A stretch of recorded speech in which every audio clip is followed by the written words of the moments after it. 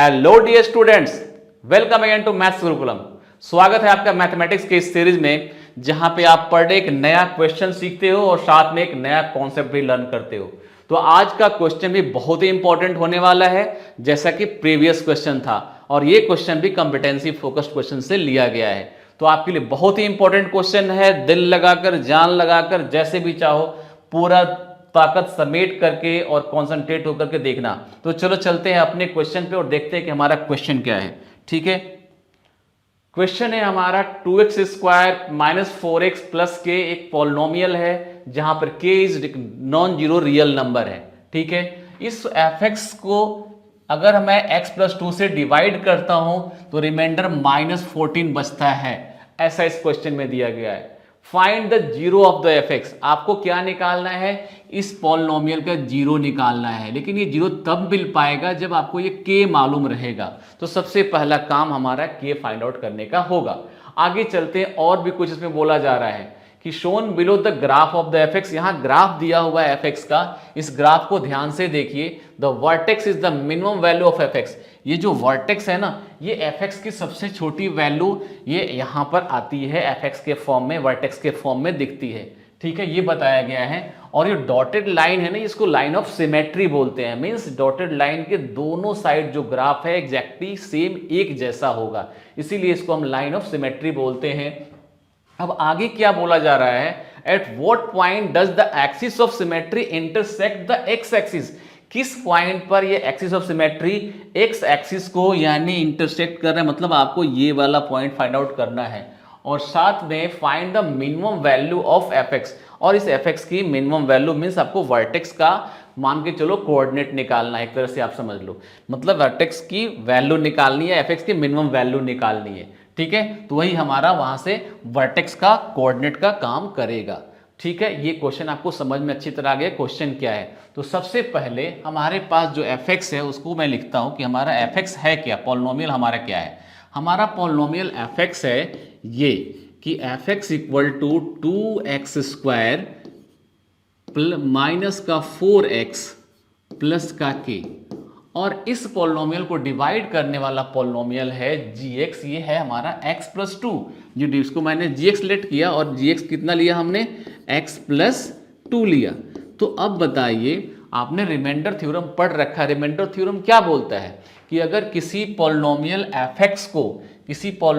fx को मैं यहां लिख के दिखाता हूं, किसी पॉलिनोमियल fx को अगर हम x माइनस a से डिवाइड करते हैं तो रिमाइंडर क्या बनता है? आपको पता था कि fa बनता है रिमाइंडर। मतलब आपको ये जो वैल्यू है x माइनस ए को जीरो करके a मिलता है, उसको हमें क्या करना होता है, fx के अंदर डालना होता है, वही हमारा रिमाइंडर होता है। तो अब उसी फैक्ट का यहाँ पे इस्तेमाल करने जा रहे हैं, रिमाइंडर थ्योरम का इस्तेमाल करने जा रहे हैं। तो यहाँ पर आपको रिमाइंडर भी दिया हुआ है, क्योंकि k अननोन है, k हमें निकालना है। तो ठीक है, चलिए रिमाइंडर को निकालते हैं। रिमाइंडर निकालने के लिए हम क्या करेंगे, x प्लस 2 को जीरो के इक्वल करेंगे तो हमें x इक्वल टू माइनस का 2 मिलेगा। मीन्स रिमाइंडर जो हमारा होगा वो कैसे मिलेगा, तो f के अंदर -2 पुट करके मिलेगा। तो हम लोग रिमाइंडर निकाल रहे हैं कैसे, तो हम लोग यहाँ पर -2 पुट कर रहे हैं f के अंदर। हमने पुट किया वैल्यू f-2 निकाल रहे हैं, ये हमारा रिमाइंडर के इक्वल होगा। क्यों? By remainder theorem. आप यहाँ साइड में लिख सकते हो। तो 2 इंटू -2 का स्क्वायर -4 इंटू -2 प्लस k। ठीक है बेटा, और f-2 की वैल्यू यानी रिमाइंडर की वैल्यू, ये रिमाइंडर कितना दिया है बेटा, -14। तो -14 को हमने इसको इक्वल कर दिया, और दिस इज इक्वल टू -2 का स्क्वायर कितना होता है, 4। 2 इंटू 4 -4 इंटू 2, यहाँ भी 4 इंटू 2 कितना हो जाएगा, यहाँ पे 4 इंटू 2 हो गया, यहाँ भी 4 इंटू 2 लिख देता हूँ मैं इसको, माइनस माइनस प्लस करके इसको, और प्लस का k यहाँ पे हो गया। तो -14 और ये हो जाएगा आपका 8 plus 8 16 equal plus k।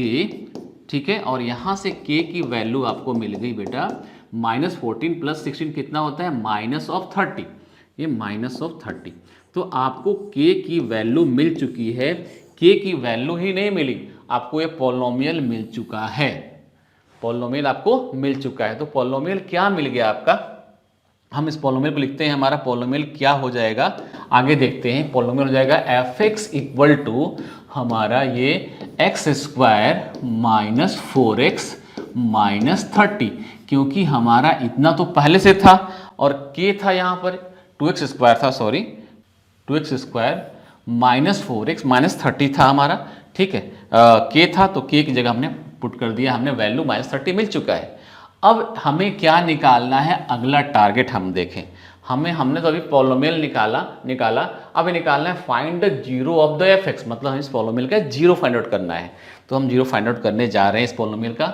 For the zero of the polynomial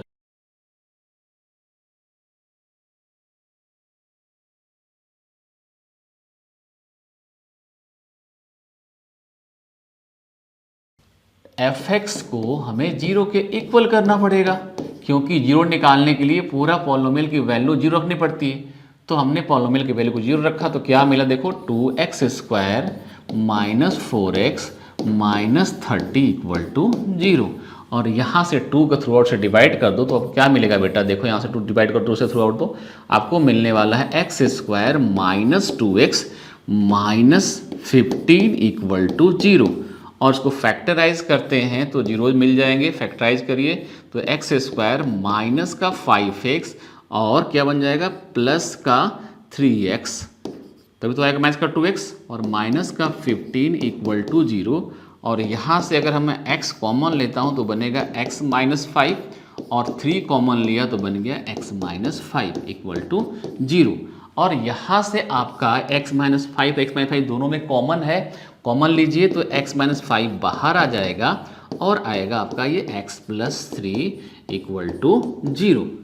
तो यहाँ से आपको दो फैक्टर मिल चुके हैं, आप आराम से जीरो को फाइंड आउट किया जा सकता है। क्या क्या होगा जीरो बताइए आप यहाँ से, तो आप डायरेक्ट निकालो या फिर प्रोडक्ट का यूज़ करके निकालो कि भाई ये भी जीरो होगा और ये भी जीरो होगा, क्योंकि दोनों का प्रोडक्ट यहाँ पे जीरो आ रहा है। तो दिस इक्वल टू जीरो करेंगे, x minus 5 equal to zero करते हैं तो हमें क्या मिलेगा बेटा, हमें मिलेगा x इक्वल टू 5, ये मिल गया हमारा पहला जीरो। अगर मैं x प्लस 3 को जीरो के इक्वल करता हूँ तो हमें क्या मिलता है बेटा, x इक्वल टू माइनस 3, ये मिल गया हमारा दूसरा जीरो। तो हमारे टू जीरोज क्या मिल गए, टू जीरोज हमें मिल चुके हैं, टू जीरोज क्या मिल गए 5 and minus 3, this are the two zeros. हमारा दूसरा काम हो गया, पहला काम पॉलिनोमियल निकाला, दूसरा काम हमने कर लिया जीरोज निकाल लिया। अब देखते हैं क्वेश्चन में क्या है। अब हमें निकालना क्या है ये देखते हैं, क्योंकि हमने ये वाला पार्ट सोल्व कर लिया। अब है shown below is the graph of F x, graph दिया हुआ है एफ एक्स का। अब आपको निकालना क्या है, at what point does the axis of symmetry intersect, किस पॉइंट पर ये जो एक्सिस ऑफ सिमेट्री है लाइन है ना, इंटरसेक्ट द एक्स एक्सिस, मतलब एक्स एक्सिस को इंटरसेक्ट करेगा, आपको ये बताना है, ठीक है। और आगे मैं यहाँ पर मैंने कॉपी कर रखा है क्वेश्चन को, यहाँ से देखते हैं क्योंकि पीछे हमारा काम हो चुका है। तो अब हमें ये बताना है कि ये जो सिमेट्री है, एक्सिस ऑफ सिमेट्री, ये किस पॉइंट पर एक्स एक्सिस को इंटरसेक्ट करता है, एक तो ये बताना है। दूसरा find the minimum value of F x, हमें एफ एक्स की वैल्यू बतानी है। तो चलिए हमने अपना जीरोज निकाल लिया है। जीरोज क्या है हम यहाँ पे एक बार नोट करते हैं। जीरोज है हमारे 5 और माइनस 3। अब हमारी आपको पता है कि कोई भी पॉलिनोमियल का जीरोज क्या होता है, जहाँ पे आपका पॉलिनोमियल एक्स एक्सिस को इंटरसेक्ट करता है वही हमारा जीरो होता है। तो ये वाला पॉइंट क्या रहा होगा बताइए, ये पॉइंट रहेगा आपका 5 0, क्योंकि ये आपका पॉजिटिव वाला नंबर है। तो पॉजिटिव हमारा एक्स एक्सिस के वाई एक्सिस के इस साइड में होगा, राइट साइड में होगा, तो ये 5 0 होगा। और इस पॉइंट को हम क्या मान सकते हैं, -3 0, क्योंकि एक्स कोऑर्डिनेट हमारे यहाँ पे -3 माना जाएगा, बिकॉज हमारा -3 पे क्या आया, वैल्यू 0 आया है। तो हमने ये दोनों जीरोज को शो कर दिया है इस ग्राफ पे। हमें अब ये बताना है कि इस पॉइंट का कोऑर्डिनेट क्या है। तो आपको ये पता होना चाहिए कि ये लाइन एक्सिस ऑफ सिमेट्री है। इस लाइन के इस तरफ जितनी डिस्टेंस पर ये ग्राफ इंटरसेक्ट करके जा रहा होगा, ठीक उतनी ही डिस्टेंस पे इस साइड भी होगा, क्योंकि एक्सिस ऑफ सिमेट्री के दोनों साइड ग्राफ एग्जैक्टली क्या होते हैं, सेम होते हैं। मीन्स कि ये मिड पॉइंट है इन दोनों का। तो आपको ये पॉइंट निकालना है, तो बताओ कैसे निकलेगा पॉइंट। तो पॉइंट निकालने के लिए हमें क्या करना पड़ेगा, इन दोनों को प्लस करके 2 से डिवाइड करेंगे तो ठीक ये पॉइंट हमें मिल जाएगा। तो ठीक है, हम निकालते हैं, क्या निकालने जा रहे हैं, vertex coordinate of intersection of axis of symmetry, है ना। आपको ये निकालना है ना कि एक्सिस किस जगह पे कट करता है। तो axis of symmetry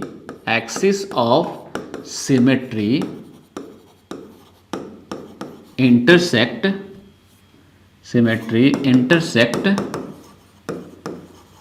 x axis at where, at -3 + 5/2 means 2/2 = 1।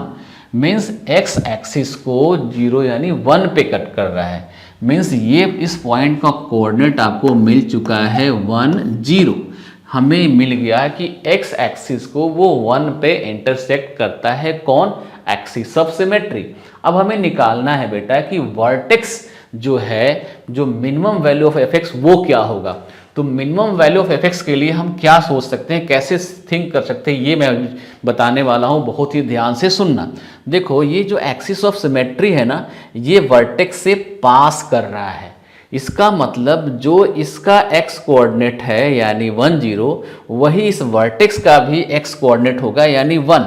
यानी यहाँ पर एक्स कोऑर्डिनेट 1 है, तो हमारा y कोऑर्डिनेट क्या होगा, वो f1 के इक्वल होगा, क्योंकि हमारा y है क्या, y ही हमारा fx है, y हमारा fx है, और यही हमारा x² 2x² -4x -30 है।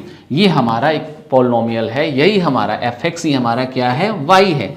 तो y कैसे मिलेगा, अगर x = 1 रखेंगे तो उसका करस्पॉन्डिंग y मिलेगा, और वही करस्पॉन्डिंग y इस लिस्ट वैल्यू के बराबर होगा, क्योंकि f1 ही हमारा वर्टेक्स है, 1 f1 हमारा वर्टेक्स का कोऑर्डिनेट है। तो हमारा लिस्ट वैल्यू ऑफ fx क्या होगा, लिस्ट वैल्यू ऑफ fx क्या होगा, तो वो x = 1 पे मिलेगा, क्योंकि सबसे नीचे वाला पॉइंट x = 1 पे पास, x = 1 से पास कर रहा है, उसका x कोऑर्डिनेट कितना है, 1 है। तो हम लोग यहाँ पे 1 पुट करेंगे, तो हमारा क्या मिलेगा, लिस्ट वैल्यू ऑफ fx = एक इसके इक्वल होगा, हमारा f1 के बराबर होगा। और f1 कितना है हमारा, f1 है हमारा, यहाँ पुट करते हैं वैल्यू 2 × 1 का स्क्वायर -4x 4 × 1, और ये था माइनस का 30। तो चलिए यहाँ पे कितना मिला देखिए, 2 × 1 का स्क्वायर तो हमारा कितना मिल गया, ये तो मिल गया 2, है ना, और ये मिल गया आपका -4, आपको 1 पुट करना था ना, हाँ, -4, और ये हो गया -30। तो -34 और 2, तो -32। तो ये जो मिला आपको -32, वो fx की मिनिमम वैल्यू होगी, क्योंकि सबसे लोवेस्ट पॉइंट है ये y जो सबसे लोवेस्ट पॉइंट है, यही हमारा f1 है, यही हमारा y है, ऐसा बोले तो यही हमारा लोवेस्ट पॉइंट है। तो हमारा सबसे मिनिमम वैल्यू क्या मिल गया, -32। ये आपका आंसर हो गया। तो पहला आंसर मिला आपका, जीरोज निकालना था, ये पहला आंसर आपका मिला, ये दूसरा आंसर मिला आपका यहाँ पे, और तीसरा पार्ट जो मिला आपको, ये मिला आपको यहाँ पे -32। ठीक है, आई थिंक ये क्वेश्चन आपको अच्छी तरह क्लियर हो चुका है। आगे आप लोग इसको अच्छी तरह से एक बार देख करके रिवाइज जरूर करना, एक बार और रिवाइज जरूर करना, ठीक है, ताकि सारे के सारे कॉन्सेप्ट आपके माइंड में आ जाएं। तो आज के लिए इतना ही, तो मिलते हैं नए वीडियो में एक नए अच्छे और कंसेप्चुअल क्वेश्चन के साथ। तब तक के लिए जय हिंद।